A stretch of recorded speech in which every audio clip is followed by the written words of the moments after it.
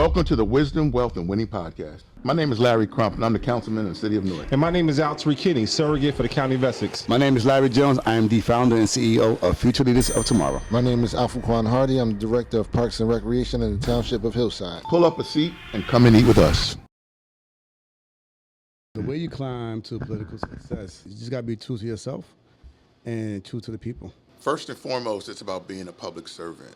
I believe that if you are a public servant, people will notice you and see what you're doing and help out the community, not for any other purpose, but just to help out the community.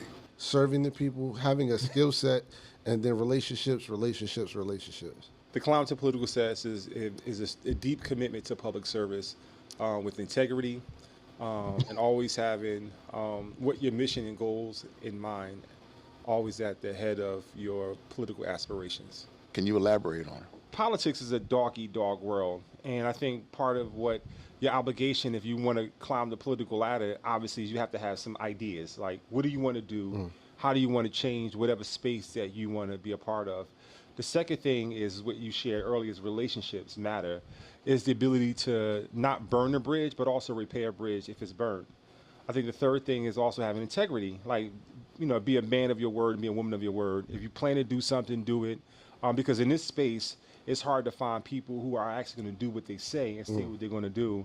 I think the fourth thing is that you have to have a message in whatever you want to serve, whatever office you want to serve in.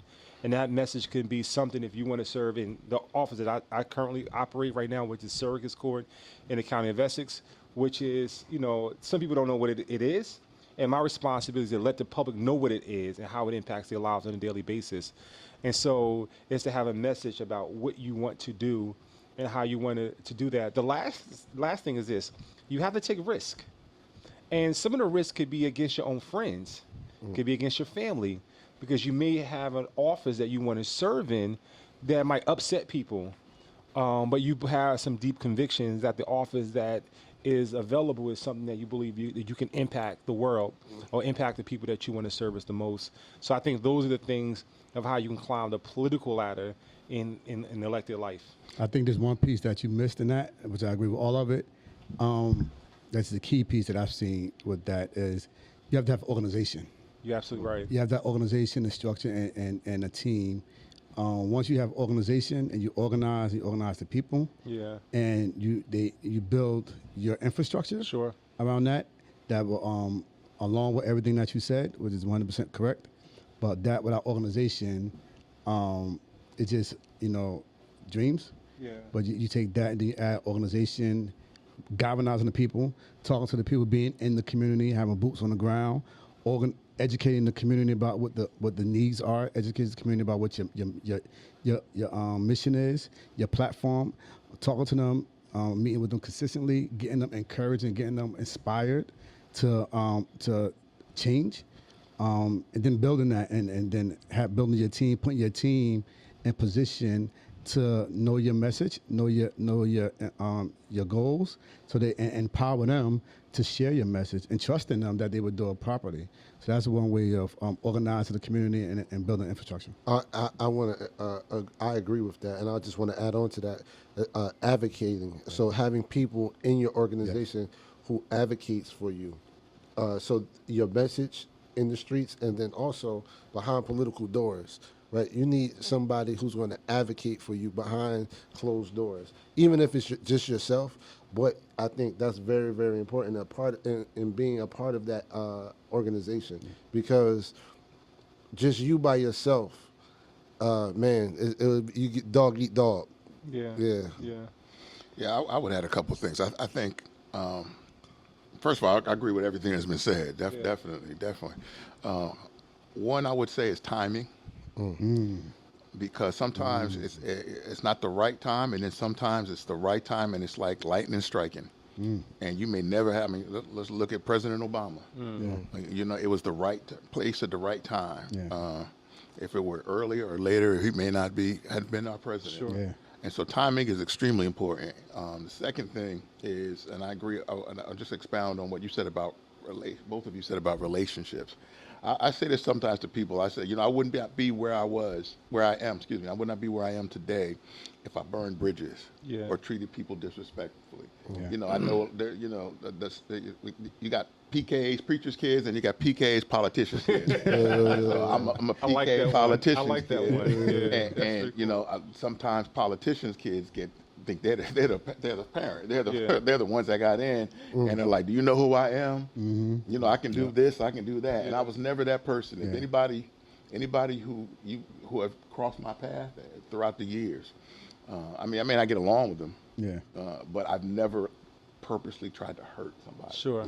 And I think that's important when you're developing relationships. And I think when it came time for me to actually become a council person, that helped me get over that hump of coming from unelected to elected. And it also helped me become council president because some people saw in me what they thought I would be a good council president because of the way I treat people and the way I expect, I'm respectful to folks. And so that's an important aspect of it, I think, and very much so, because if you are not respectful or treat people a certain way, when they're behind those closed doors talking about you, they're not going to have a positive impression of you, and you're going to get written off before you even started. Yeah. And being able to sorry. Go ahead. And being able to fundraise, to raise I was funds. gonna say money. Yeah. Yeah, Money. money is you gotta be able to raise money. That just shows how much people believe in your messaging. I remember there was three things that I learned from Sharp. He said money, message, and movement. And so if you don't have those three things, then you don't have the ability to move. Yeah, I think there was one thing that I said in the beginning, and I never talked about the organization piece, because either you can create an organization or you could be adopted by an organization. But if you don't have those other five things in place, no one wants to adopt you or no one wants to organize around you, because if your word isn't bond, you can't provide resources and shift resources. I think the other thing that we didn't talk about, and to be honest, you should be smart. Right? You should be smart. 100%. 100%, right? Because if you don't know the issues, and I can tell that you don't know the issues, why would I want to give you greater responsibility Dog to food. anything? You Right? can't go eating. Yeah, right. So like it's a you wrap. gotta have the ability to talk and the ability to understand, the ability to read. but we have seen people. No, we have, and those people don't stay long. A lot of times they don't. And if they are in office, there's a difference between elected and there's an elected position and there's a leader, right? So there's a lot of people who are elected, but they're not really leaders. Yeah. Right? They're elected because there's an opening and I'm going to point you to our ticket and then we're going to rally our ticket around you. The person who did that was the leader. The person who benefited from it was elected. And so I think that's why, what was happening. if I was just to say that message to anyone else, I would say try to figure out what lane you want to be a part of. You really want to be a part of the lane of people who are leaders and not in just the elected capacity, because if you are a leader, if no one's following you, then what are you then? You become transactional. You become a person easily to be removed. So those are the things I would Unless you say. build in. I do have a Then you question. build as well. Build up. This relationship, I know at certain point in times you might have been on the opposite Oh, we end, were. opposite end of the spectrum. So this relationship, meaning Larry Crump, Larry C., and then Al Tariq Kinney. How did this relationship come together? You were on two different political Absolutely. ends of the spectrum, but then now you are friends, right? And then you kind of work together in different areas in politics. So where did that? How did that start? And you coming together? I'm trying to remember where we came together. I don't know. It kind of organically happened. We have mutual friends around us. Yeah. And I think we started being in the same circle. Initially, I couldn't stand this man. I was. And he was the enemy. He was the enemy. I was. Yeah, it's true. There are, what is this expression? There are no permanent enemies. No permanent enemies. Just permanent issues or something. Permanent like that. issues. Yes, Something that's to right. that Yeah, effect. no permanent. And the reality of it is, we may have been on different sides, but we thought the same way. Yeah. We had a lot of the same thoughts, a lot You of the thought like same Al Tariq? issues. Well, I'm talking about issues affecting our community. Let's be specific. Issues affecting our community, and we both want what's best for our Okay, community. got you. So it's a natural draw to be around people like that. Yeah. And it so happens that we're both elected, but it didn't even matter to me. It's the fact of who the person is and who he is, Yeah. and that he has a good heart for the community. You know- and when we first were on opposite sides, Yeah. it wasn't about. It was about the people above us Yeah. who were running for office, or in office, not about us really personally. Yeah. So when I first started in this capacity, I used to work for Sharp James as an aide, and Larry was a part of the Booker team, right? And so the Well, I got to Booker- quote that. What's Booker that? team. I was gonna give much detail, right? So the Booker team were like with these young neophytes who were all smart, right? And they were JDs and Esquires and everything, right? Like they were that next wave of leadership. They can go anywhere they wanted to go, but they decided to give their public servitude to the city of Newark. And I wanted to go a different route, the gritty route, the Sharp James route, which is more close to the people and that sort of thing. But the reality is we wanted the same thing for the communities that raised us, right? And so like we stopped listening to other people determine our relationships, our friendships, our political affiliation, start listening to each other. And I would say this, right? So part of it is that we just commonly got to, connected with one another. But I really tell you, Zelma and Jaren, Our wives. All right. the wives say, I don't know what you do, I don't know what you do, but we like each other. And we're going to make sure we hang out with one another. And then next thing you know, Larry and I, we just started hanging out more frequently. Yeah. And so like, I would say this, right? We didn't burn each other's bridge, right? We didn't say anything nasty to each other. We never took personal shots with each other, because in this game, it's to dislike my issue that I support, but then to call me something out of my name that's less than human is a different conversation. And sometimes we think that's politics. No, this is wrong. It gets crazy. And so, Based like, on I think we politics. never did that with one another, No. and that made us. And if I did, I apologize. And to people I've done that to in the past, I never heard I've it, always so it's apologized. okay. Yeah, because we used to go hard for our candidates. Yeah. That election made me turn off from Really? politics. That Coy Booker, Why? Sharp James, just got too nasty. And I just saw people that knew each other that just couldn't talk to each other. It just got nasty and it got out of control. But something that was interesting to me with all that, no matter, I take everybody personally. Yeah. I deal with each individual. I don't believe in, you don't like so-and-so, so I can't talk to you. Yeah, I didn't believe that. Same either. thing. I don't do that. Yeah, I've same never here. been that person, and people don't like that I'm not that person. Yeah. But I'm not going to change. That's who I am. Yeah. And that's Yeah. how I was raised to be. Yep. So you always got to take that and understand that some people, and I'll say this, some people don't know any better. Yeah. They only know one way to go. But there are several ways to go down the path to political success. Was there And as any- long as it's not, let me say one more thing.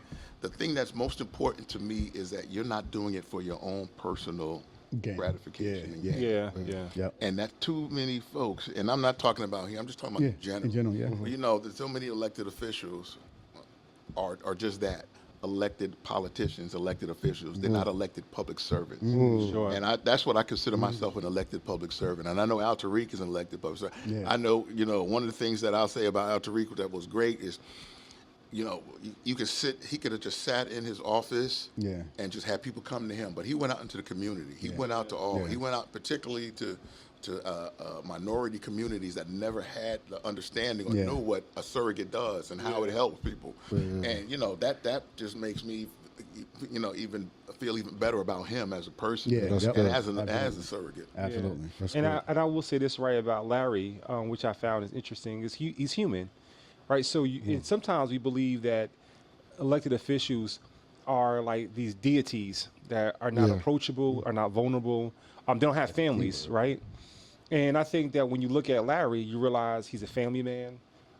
He's approachable. Yeah. But the other part of it, he allowed himself to be vulnerable with himself. Like, hey, I'm an elected official, but I'm a public servant. But also when I govern as a father. I govern as a person that lives in the city. And I govern as if I am leaving something behind for my children that I inherited, but I'm going to make it better. And I think that sort of alignment is where people who supposed to be public servants can get out of their fiefdoms, get out of they like villages, and say, you know what, there is some commonality. You want clean water, I want clean water. Like, just because you want to go at one route doesn't mean my route is wrong or makes your route wrong as well. We have to figure out how do we clean water to not only you, but also to everybody's family that relies on clean water. That's good. And I think that's the sort of things that if you are going up the political ladder, I would always recommend is that obviously be smart, you know. Second is permanent issues, not permanent enemies, right? Because one day you might be relying on your enemy, you know, for an opportunity that you might think you burned the bridge forever. And I think the other part of it is take risks, right? And with timing, know when your timing is right? Because some of us, we have some great elected officials, like Barack Obama. They said, you're a first-year senator, you should never run for president, and the time was right for him to do it, and he did it. And for Larry said, listen, I'm going to finish the seat for my mother after her while she was transitioned out of office. And he took on that seat. But then there was something about that moment that said, no, we need you to remain. And if you look at the history, there was no one more smart. There was no one smarter, no one more competent, no one who knew the issues better than Larry Crump when he took over that office. And so the timing has to be right. And then it's like Larry had to say, you know what, this belongs to me. Because I've actually proven that I could serve with integrity, and I want to extend that servitude another 4 years. And now we actually have a council president amongst us. So I think you have to have that sort of trait as well. Let me ask I'm gonna about say something timing. real quick, just because sometimes this gets conflated. The record is That's right. I got in the office to finish off my mother's term. Then another council member at large decided he wasn't going to run, and I replaced him. Ah, there you go. And everybody says I replaced Yeah. the at-large councilman, but I won't say the name on it. Yeah. Okay. But you know, that's what happened. That's the reality with that, because quite frankly, Councilwoman Roundtree was the one that was put on the ticket to replace my mother. Yeah. And I wasn't part of it at first. Yeah. And then when the councilman decided not to run, that's when I became part of the ticket. Ah. So I actually replaced him. And a lot of people don't. Yeah. They hear it, but they don't really they don't want to wanna- hear they it, don't wanna and they don't believe want to Spots say it. available. They don't wanna believe it. And you could have Yeah, simply, but, you could simply but not I ran. had It's said different I said that I wasn't going to run Yeah. for my Yeah. mother's seat. I Yeah. said that publicly. But the other part of it is that you were right for the moment. Right? Let me just be honest. Yeah. You were Yeah. right for the moment. Yeah. And whether it was somebody else or not, you deserve the seat because you earned it, and you put several years of public service inside that office. Like you had 18 years. I think But the record 18 should be years. the record, though. Like, Well, he didn't- he I didn't- got that part. I got People that- do say that a lot. No, I got about that him. part though. But I They do wanted say to make a sure lot. that because there is a record, Yeah. that even if that wasn't the situation, he still Yeah. earned the opportunity to Yeah, serve. Of course. Because he proved it when he was, Yeah. you know, on the municipal council, finishing out the term. But the other part of it is that when you're looking for somebody on a ticket, you couldn't find anybody better than Larry Crump, because he just had everything that you're looking for in an elected office, right? He had the history, he had the time in office, and he also had the ability to serve. And that's why we're just saying, you know, as people who are looking to go into elected life, like you got to have a record, right? You got to have integrity. You got to have a reputation, and his reputation was better than anybody else that you could have thought of at that moment in time. But let me ask about I think timing. that's important. Having a reputation. I think that's very, very important of integrity and showing up and being a servant. But go ahead. I do want to ask about timing, because we timing is important too. Sure. But what if someone keeps telling you it's not your time, and then you feel it's your time to go? Yeah. But the machine, those in charge, whoever see. That's a good I question. will say this: timing isn't determined by other people. Yeah. Timing to me, timing is determined by the moment. So whether somebody tells you that it's not your time, But that and happens. but you still run because Yeah. it's not really there to them to determine your time. So what happens? So like what? I can tell you, give an example. One person who we all know ran for school board years ago, and everybody was telling him it wasn't his time. And what ended up happening, and he ended up getting elected even outside of what we were doing. Yeah.